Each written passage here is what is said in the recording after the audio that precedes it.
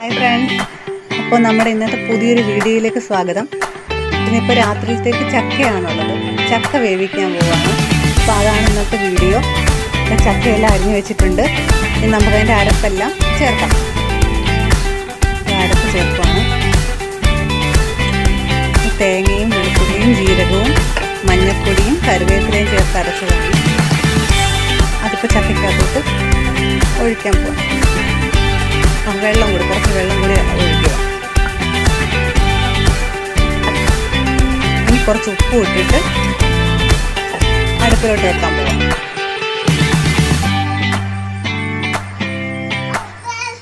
ഉപ്പ് ചേർത്തു. ഇനി അടച്ചു വെച്ച് വേവിക്കാൻ പോവാണ്.